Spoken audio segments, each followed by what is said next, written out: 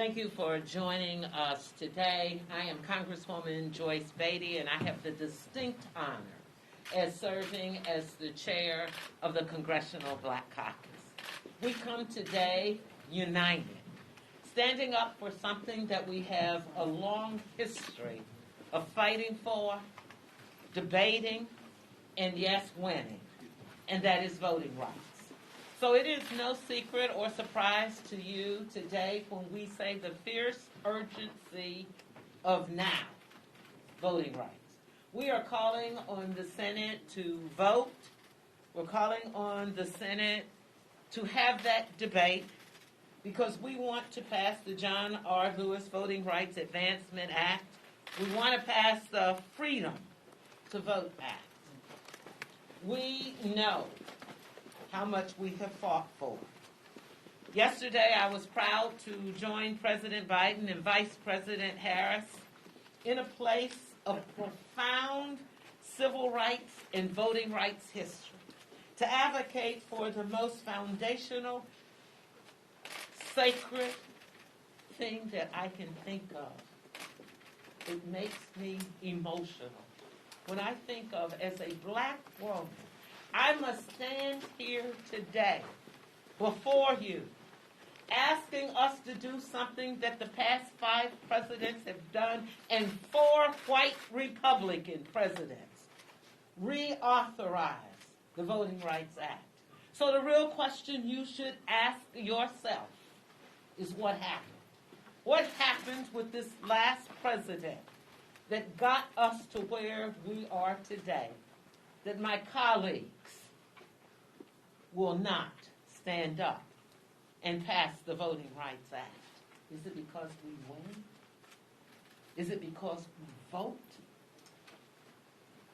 That is what you should ask yourself. Let me end by saying that the president made it very clear. Where do you stand? Do you stand with Dr. Martin Luther King or George Wallace? Do you stand with John Lewis or Bill Clinton? Do you stand with Abraham Lincoln or Jefferson Davis? We stand here. Civil rights leaders, advocates, legislators, lawyers. We stand here fighting for the people. And so today, I'm going to bring several members up. And we're going to do something a little different. We're going to do the floor house 1 minute for you, with the exception of our leader and majority whip, Clyburn. And then I'm going to ask my members to join me. Birthday lady, Congresswoman Sheila Jackson Lee, will join me at the podium.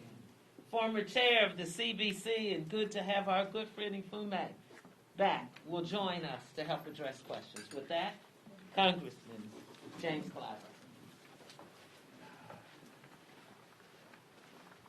Thank you very much, Madam Chair. I want to surprise you with this. I don't think there is any issue more emotional with members of the Congressional Black Caucus and our constituents than the issue of voting. I don't believe there's any group of people other than the Congressional Black Caucus and our constituents that are really practical when it comes to the political process. No group is any more practical than we are. And that is why when we sent before the People Act, H.R. 1, and the John R. Lewis Voting Rights Act, H.R. 4, over to the Senate, and we saw significant reticence on the part of various senators, when Senator Joe Manchin of West Virginia expressed support for the People Act, except that he had some misgivings about parts of it. So when he decided that he could put together legislation that he thought would be bipartisan, and he proposed what he called the Freedom to Vote Act. Every member of this caucus lined up in support of it, demonstrating the practicality of the political process. So the Freedom to Vote Act is not our bill. We agreed to support Senator Joe Manchin's bill. So that's what this bill is. And we are finding some real issues trying to figure out why is it that when we decided to support his bill, he seems to be supporting a filibuster of his own bill. That, to us, is very disconcerting. Finally, I think that all of us in the Congressional Black Caucus are very understanding of our history. The 13th Amendment freed the slaves. The 14th Amendment gave us rights of due process and equal access. But it was the 15th Amendment. It took another amendment to the Constitution to give the newly freed slaves the right to vote. That amendment passed on a straight party line vote. Yes. So we take exception, grave exception, when anybody tells us that legislation cannot have credibility unless it is bipartisan. You're saying to us that the 15th Amendment is without credibility. So we ask them, all of our friends, inside and outside the Congress, to be careful with that. That's not what history teaches us. And I'm pleased to yield to Chairman Jeffers. Thank you, Mr. Whip. Thank you, Madam Chair, for your leadership, to all the members of the Congressional Black Caucus. The right to vote is precious. The right to vote is sacred. The right to vote is central to the very integrity of our democracy.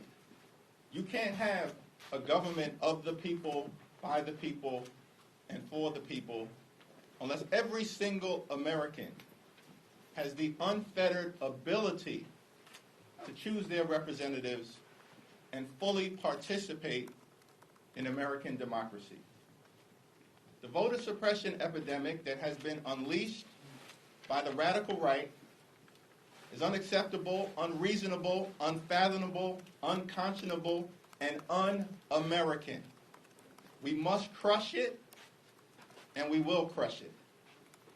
That is why it's essential, it's important, it's necessary, with the fierce urgency of now, to pass the Joe Manchin Freedom to Vote Act and the John Robert Lewis Voting Rights Advancement Act. By any means necessary, including reforming a filibuster rule that is dripping in racist history in defense of slavery and Jim Crow.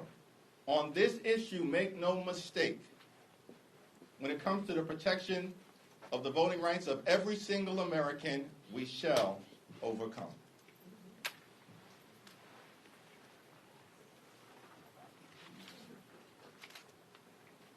Last week, we marked 1 year since insurrectionists stormed the U.S. Capitol to overturn a Democratic election.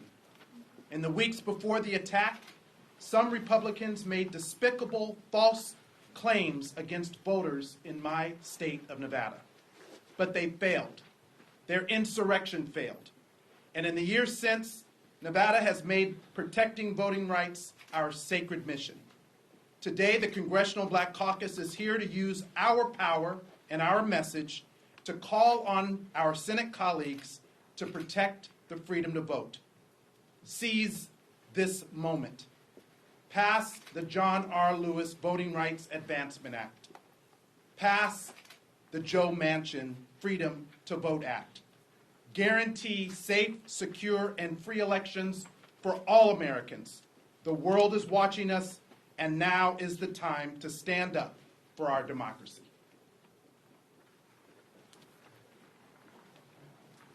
Hi, I'm Congresswoman Terry Sewell, and I proudly represent Alabama's 7th Congressional District, which includes the historic civil rights cities of Birmingham, Selma, and Montgomery. It was in my hometown of Selma 56 years ago where John Lewis and the foot soldiers shed blood on a bridge for the equal right of all Americans to vote.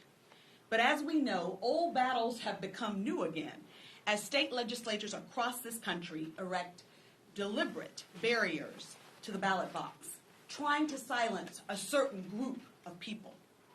These new laws may not require us to count how many jelly beans are in a jar, but modern-day voter suppression is no less pernicious. Yesterday, I was honored to join President Biden and Vice President Harris and our Madam Leader of the Congressional Black Caucus, Joyce Beatty, as the President spoke of an urgent need to protect the sacred right to vote. I applaud the President for being unequivocal in his statement that by any means necessary, we must change the rules of the Senate and pass the John Robert Lewis Voting Rights Act. Our nation is at an inflection point. Voting right legislation will go to the Senate floor, and it must pass.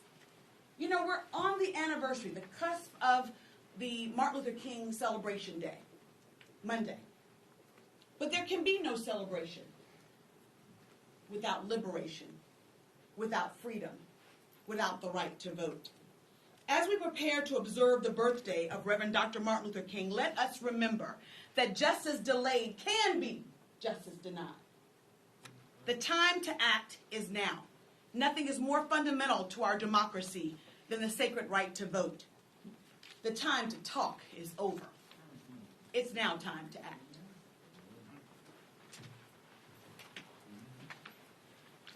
My name is Colin Allred, represent Texas's 32nd District. I'm proud to be here with my colleagues in the Congressional Black Caucus, but I'm also a former voting rights lawyer.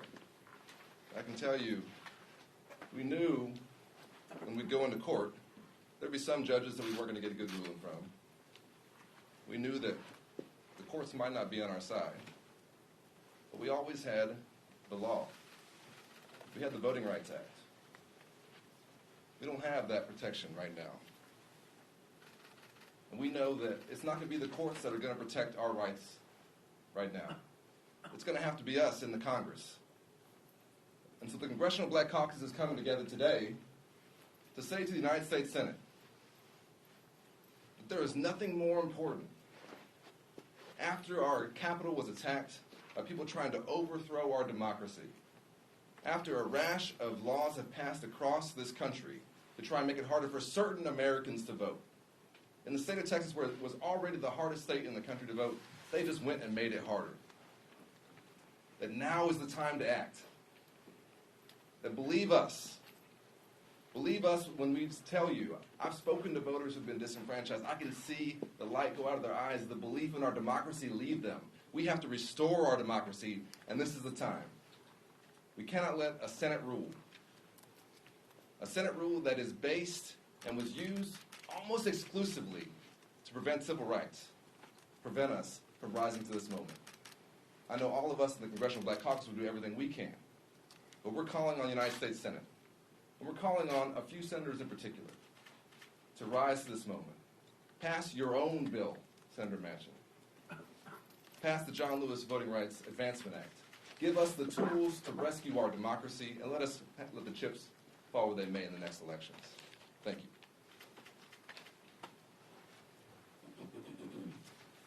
I'm Val Demings, representing Florida's 10th Congressional District. We are the home of the brave, land of the free, the greatest nation in the world. But we are here today to hold America to its promise. I stand today remembering my parents, My father was a janitor and my mother a maid. My dad used to go to work 7 days a week to make ends meet for our family, but I cannot remember a time that my parents did not cast their vote. They saw it as their civic duty. My parents understood that their vote, while they didn't have a lot of money, their name was on no buildings, their name wasn't famous, people didn't rise when they walked into the room, that their vote mattered. And it mattered just as much as the richest man or woman in town. We can talk about health care, we can talk about civil rights, we can talk about women's rights, we can talk about Social Security, Medicare, education. But all of it is at risk. All of it. Everything that you care about, regardless of your party, and everything that we care about is at risk if we do not protect the right to vote. We're not going anywhere. We're dang on sure not going back. We will use every tool within our power to protect the precious, sacred right to vote.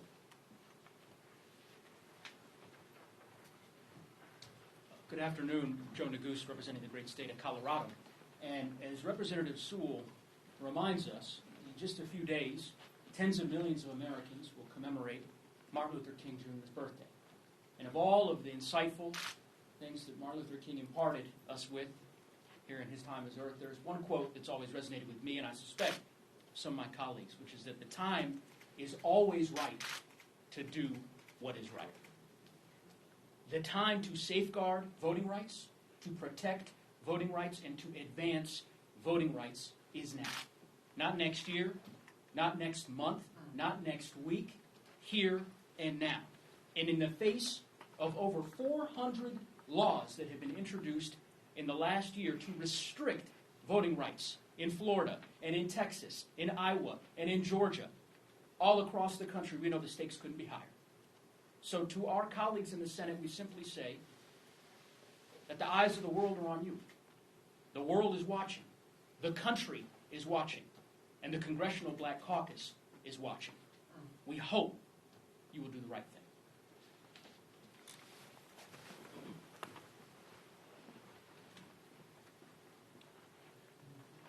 Good afternoon. I'm Mondaire Jones, representing New York's 17th Congressional District.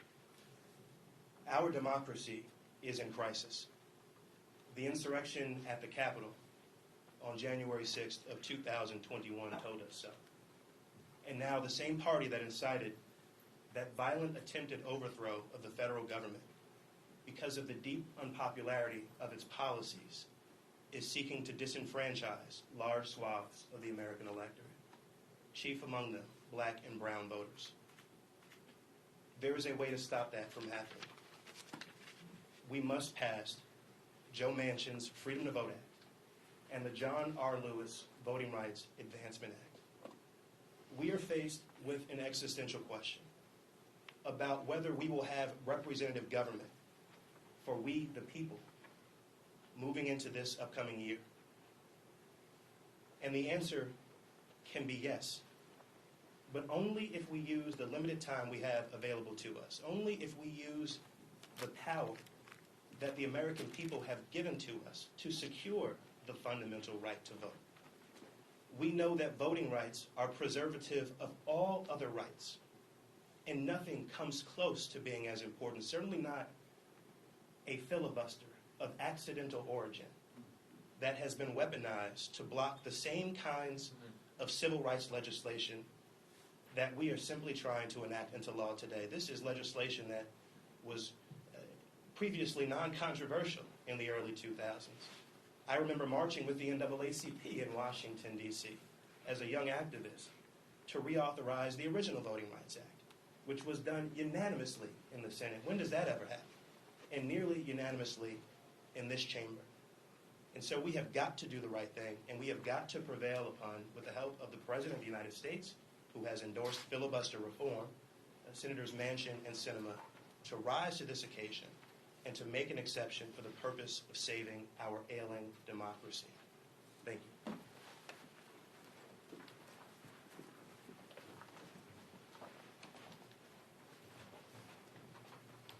Hello, I'm Congresswoman Lisa Blunt Rochester. I represent the state of Delaware. I'm the last of the 1 minutes. And it's really hard.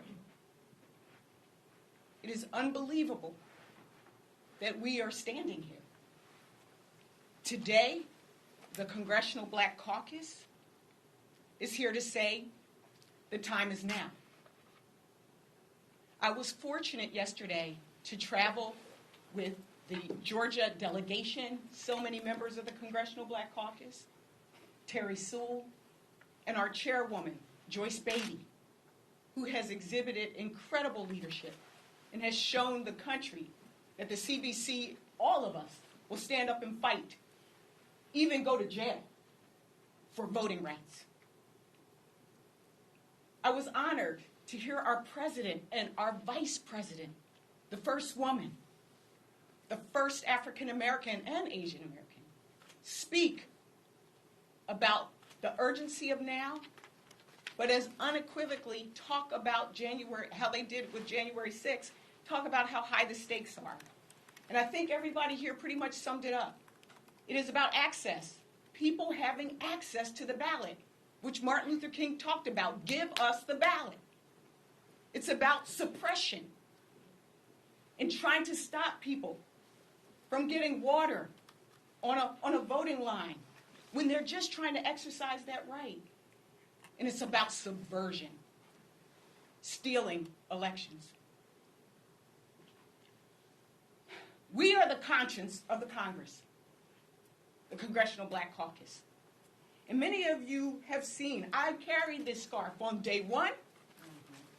I carried it the day of the insurrection. I carried it to Atlanta. It is from Georgia. It was the oath that allowed my ancestor to have the right to vote. It took brave people to stand up and vote to end slavery. The reality is, had there not been courage before, we would not be standing here. And so today, we say to the members of the Senate to pass the John Robert Lewis Voting Rights Advancement Act, to pass the Freedom to Vote Act, to know that this is not just about a policy, this is about our entire democracy, our way of life. I'm proud to be a member of the Congressional Black Caucus, and I'm proud to say this is our power, and this is our message to the Senate. Thank you. Thank you. Thank you to all of my colleagues. We will take a few questions, but let me just say thank you to my colleagues. It's always the right time to do what's right. The fierce urgency of now. And one last one from Martin Luther King.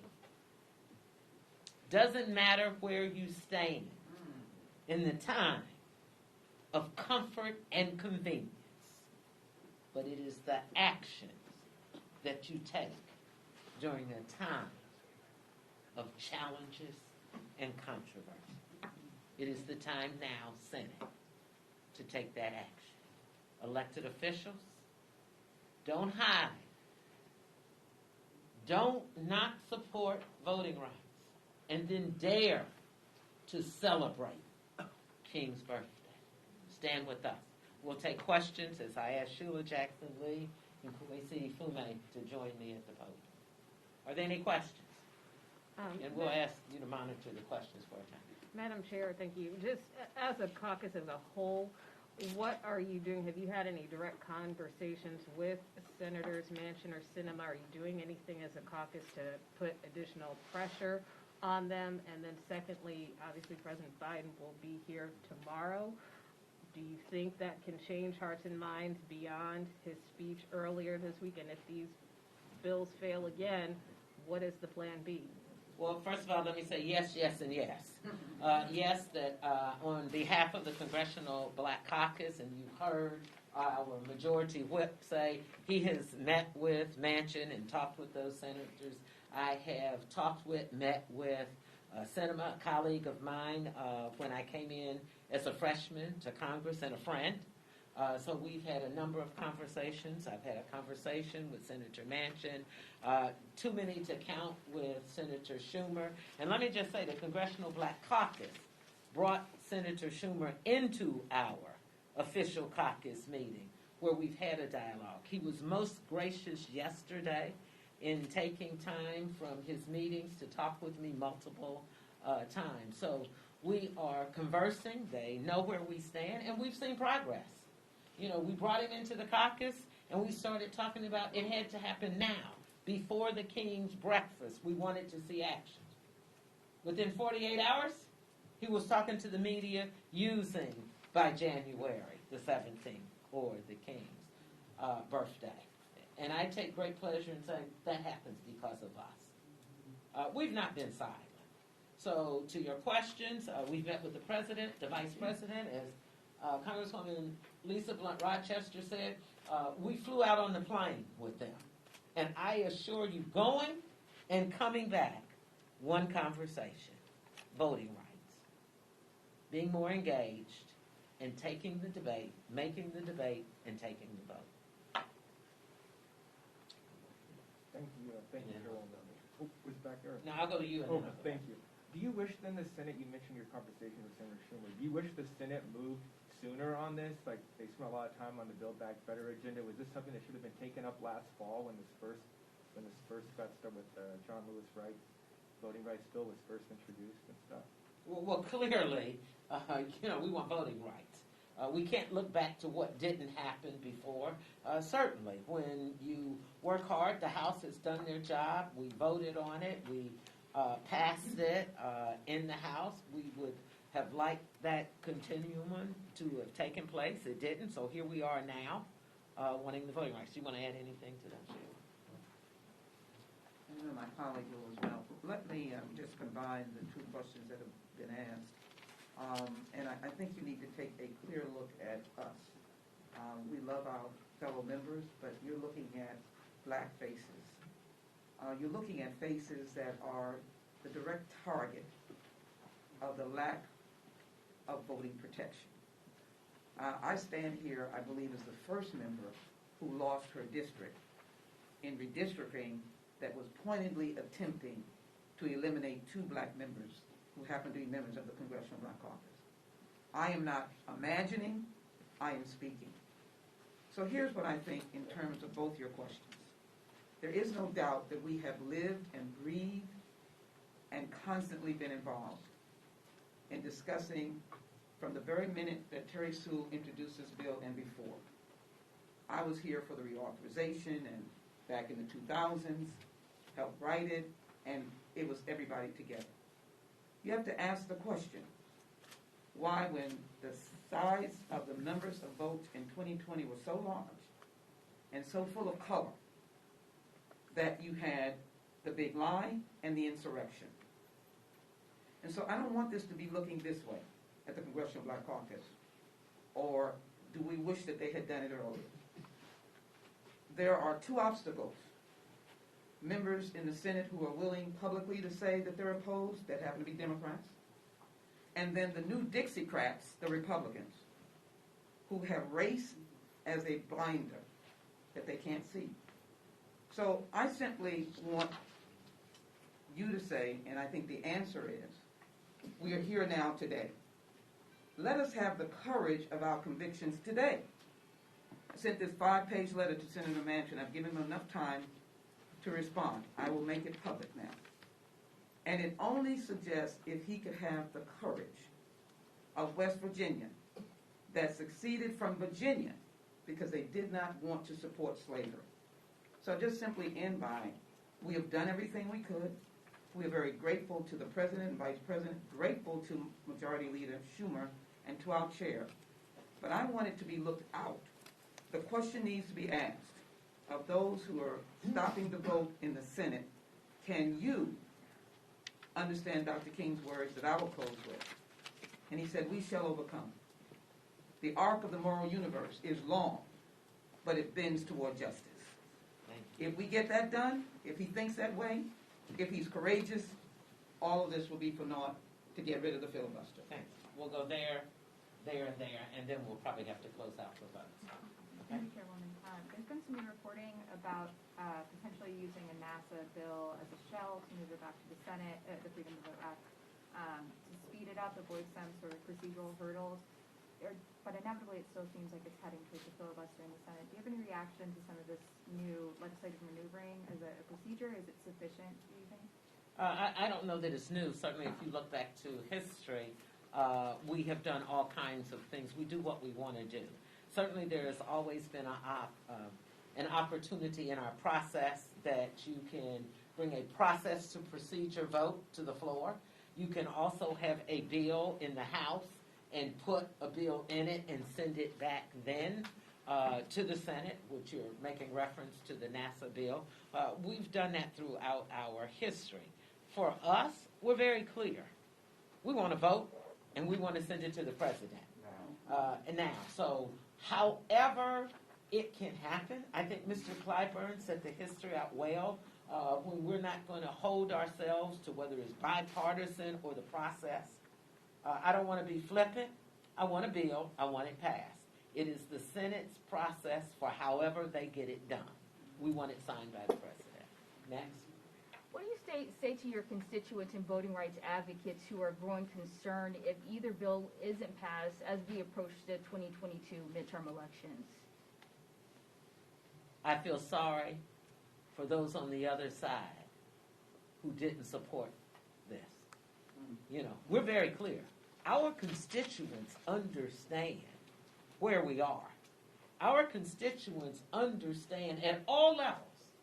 They understand victory. They saw a black president elected because they voted and they stood in line for 5 to 7 hours to vote.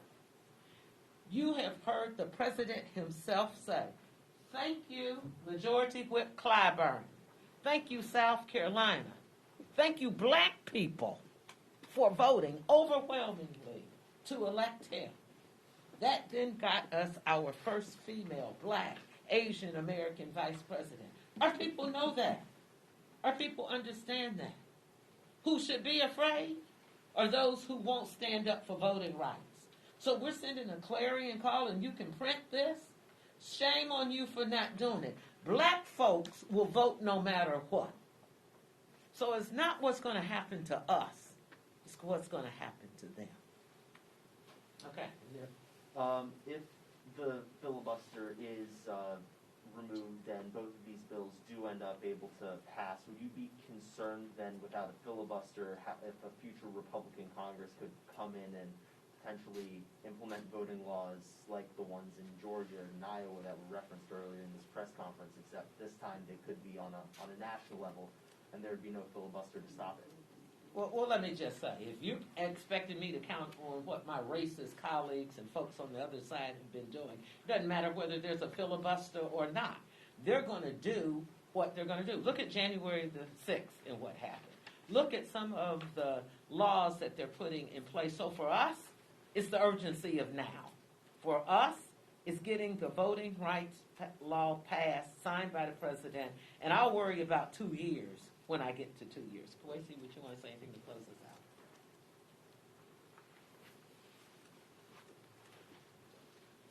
Kwesi Mfume of Maryland.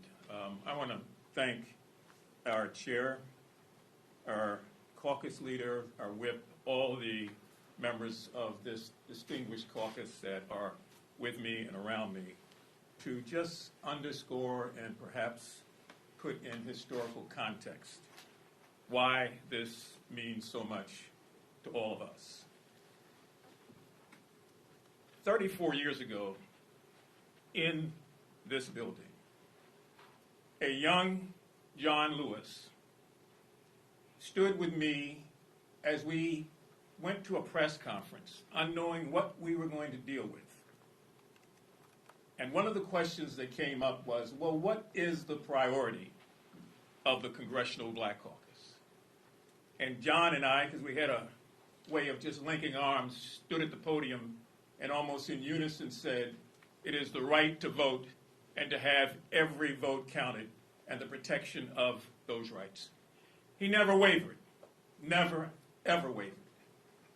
And so when there was an opportunity for me to leave the Congress and to give up what a lot of people think are the trappings of power, John and his late wife Lillian and I sat down together and said, you know, you really are going to have to accept this offer from the NAACP. You're going to have to leave the Congress, and you're going to have to go out into the hinterland and do on the outside what both of us and so many others have been trying to do on the inside. And so I left to head up the NAACP for almost 10 years and to work in every state in this nation on the notion of a very basic concept that he held up to his death that was near and dear to his life, the right of people to cast an unfettered ballot with every expectation that that would be counted.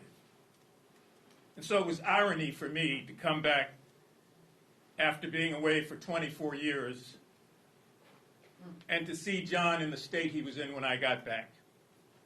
And he called and he said, well, my friend, you've come back in from the cold. But the fight, that fight that we talked about in 1987 is still very much alive. So when the chairwoman talks about the visceral meaning of this to all of us, or the gentlewoman from Delaware or anyone else, it is not contrived. It is what we believe. It is what we feel. It is in our DNA. It is what we are compassionately committed to, no matter what. Trust me, John Lewis is in this room now. His spirit, 34 years later, still resonates in this building. And the tragedy is that we are now fighting the same fight that many of us thought was behind us. The Senate of the United States will be forced, and I hate to even say that, but they're being forced to take a vote on this. It's convenient if the vote never comes up, but it will come up.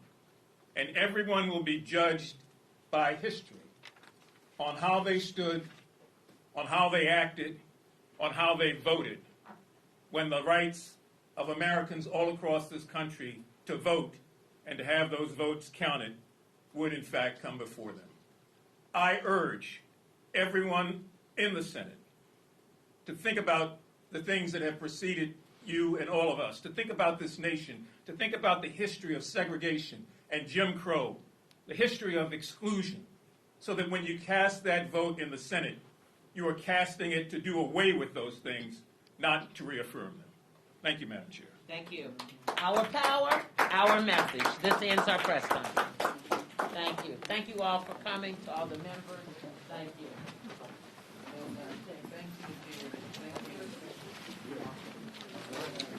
you.